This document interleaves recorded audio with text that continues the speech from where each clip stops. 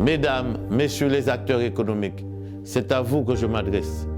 Les crises ont mis à terre notre économie et nos entreprises aujourd'hui, elles se trouvent étranglées par les dettes et l'inflation. La question de leur suivi se pose et l'emploi est menacé. Il faut faire quelque chose. Il faut refuser la maltraitance économique que le député sortant a cautionné. L'abattement fiscal, les emplois aidés, la réduction des dotations des collectivités. Je suis candidat à cette élection avec le soutien d'Éric Jalton parce que je suis convaincu que le député doit se concentrer sur les priorités de sa circonscription. Défendre en concertation avec les maires et les acteurs les grands dossiers du territoire. Veiller à ce que les mesures nationales ne soient pas contraires aux intérêts locaux. Ce n'est pas ce qu'a fait le député sortant jusqu'à ces jours derniers. Il a été le commercial des mesures du gouvernement.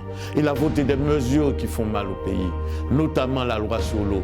Il est temps de choisir un député qui défendra tout le contraire de la politique du gouvernement.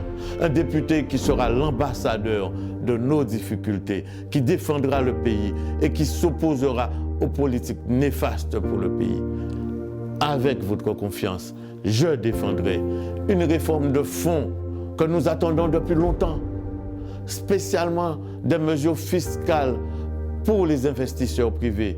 Je défendrai la révision du Code des marchés publics pour favoriser les entreprises sociales, solidaires, écologiques et locales, aussi bien que la définition de critères de localisation pour l'accès de la commande publique et l'attribution des aides. Je défendrai aussi la création d'une caisse de défaisance pour l'appurement des dettes, la transformation du PGE en subvention pour les très petites entreprises, le renforcement de l'accompagnement des très petites entreprises par des mesures simples et accessibles. Aussi bien, je défendrai la délivrance d'attestations de régularité sur la base de plans d'appurement ou de calendrier de remboursement des dettes. Ce sont là des mesures indispensables au développement de nos entreprises et d'une économie durable. C'est ainsi que nous parviendrons à relocaliser notre économie. Ensemble, nous nous battrons.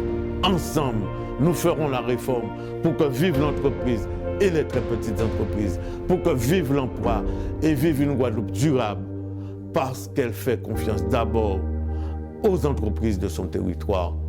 Votez et faites voter Dominique Biras le 11 juin et le 18 juin avec Liliane Passé-Coutret.